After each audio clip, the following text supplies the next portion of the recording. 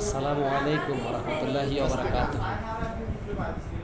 আমি মোহাম্মদ তাজুল ইসলাম রুবেল, উত্তর জয়পুর হানিফ মিয়াজির বাজার, চন্দ্রগঞ্জ, লক্ষ্মীপুর। উত্তর জয়পুর হানিফ মিয়াজির হাটে আমার একটা বিরিয়ানি দোকান আছে, নাম মা বিরিয়ানি হাউস। তো আমি গত 4 বছর আগে আমি দুবাই ছিলাম, আমরা 3 ভাই একসাথে ছিলাম। আমি 4 বছর বিদেশ করছি, 4 বছরে 4বার দেশে আসছি। ছোটো ভাইরাও বিদেশ নিয়েছি, বড় ভাই ওখানে ছিল। তো আমি বিদেশ থেকে চলে আসছি। আমি দুবাই 5 স্টার হোটেলে চাকরি করতাম। ওখানে মদ মদ মদ মদ গাঁজা লাগতো, মদ হারাম হালাল কিছু নাই। তা আমি ওখান থেকে চলে আসছি। আমার ভাই 2 জন ওইখানে খালি ঝগড়া করে, মারামারি করে, সারাদিন তারা মারামারি করে। এখন আমি তাদের মারামারি দেখে বাড়িতে করে তাদের 2 ওয়াইফ, বড় ভাই আর ছোটো ভাই, আর ওখানে করে তারা 2 ভাই। তো ছোটো ভাইরে বড় ভাইয়ে লাত্তি মারি 2 দোতলা, 3 তলা, 3 দোতলার মাঝামাঝি ফালাই দিচ্ছে। তো পরে আমি রাগ ধরে আমি বিদেশ চাইরা চলে আসছি। আমি বলছি যে তোদের বিদেশ তোরা কর, আমি আর করতাম না। তো এখন দেশে আসছি। দেশে আসার পরে আমি এই বিরিয়ানি দোকান একটা দিচ্ছি, মা বিরিয়ানি হাউস নামে। আপনারা সবাই জানেন, আমাকে চিনেন, আপনারা সবাই জানেন, আমাকে চিনেন। এই যে আমি যেগুলো দেখেন কথা বলতেছি, আমার শেষ করে দিচ্ছে আমার ভাই 2 ভাই।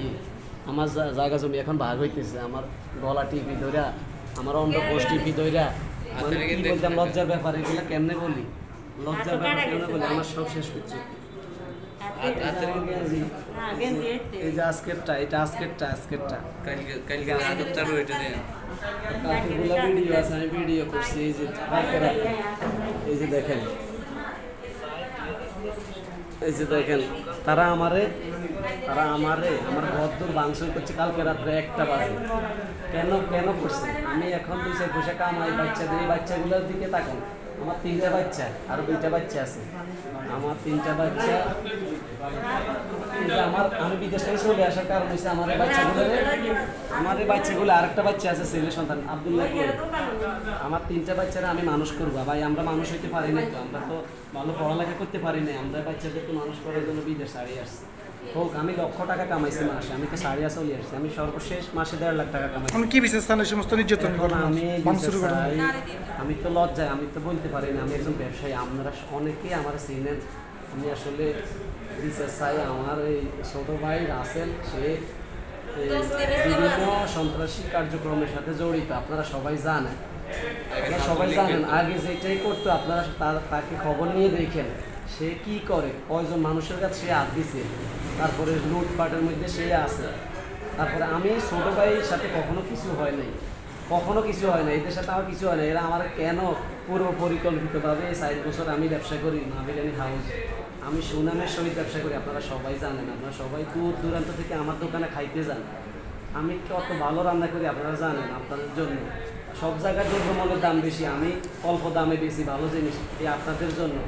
আমার নামের খবর নিয়ে দেখেন, উত্তর যখন নিচে 8 খোলা, কেউ আমাকে খারাপ বলে না, কিন্তু একজন থাকতেই পারে হয়তো। এখন আপনার বাইরে আপনার উপর নির্যাতন করতেছে। রাত্রে আমাদের জায়গা জমি মাপ হয়েছে 2 দিন। আমি কালকে রাত থেকে মারতেছি। কালকে রাত্রে একবার মাইরা আমার ঘরের চারিপাশে আমার গলা টিভি ধরছে, গলা ফাড়া দিয়ে ধরছে। কালকে রাত্রে আমি কথা বলতে পারি না, আমার এই জায়গা আছে না, আমি লড়াইতে পারি না। আমি ওষুধ কিনছি কালকে রাত থেকে, 3 ডোজ ওষুধ খাইছি। এখন আবার মারছি। এখন আবার আমি কালকে রাতে তো মারছে।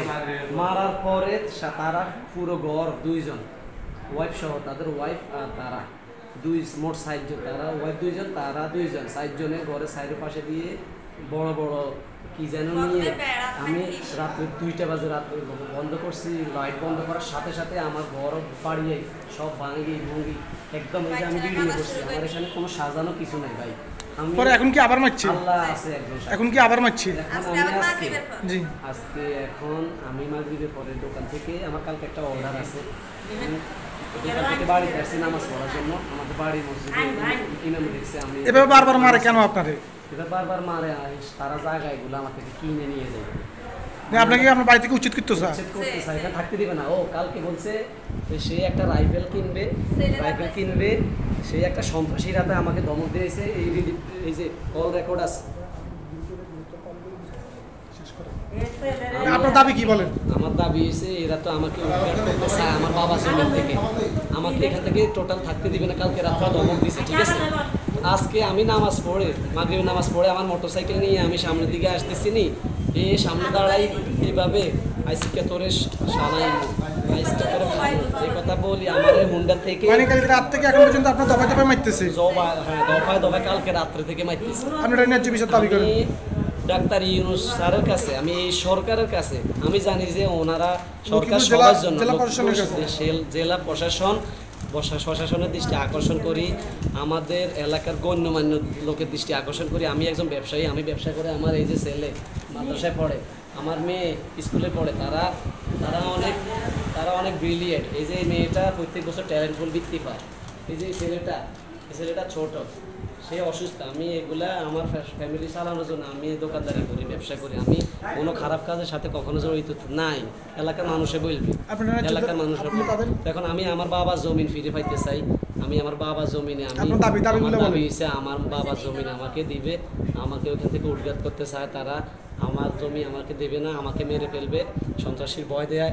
এই যে কালকে রাত্রে এক সন্ত্রাসী আমাকে 20 মিনিট তার এই যে এইগুলা বলছে যে আমি নাকি তাদেরকে ধমক দিয়েছি 20 মিনিট, এদের রেকর্ড আছে, আমার সব কিছু আছে। আমি ন্যায্য বিচার দাবি করি, এই যে আমার সব কিছু আছে। এই যে দেখেন আমার সব ডিটেলস আছে। আমার ঘর ভাঙছে যে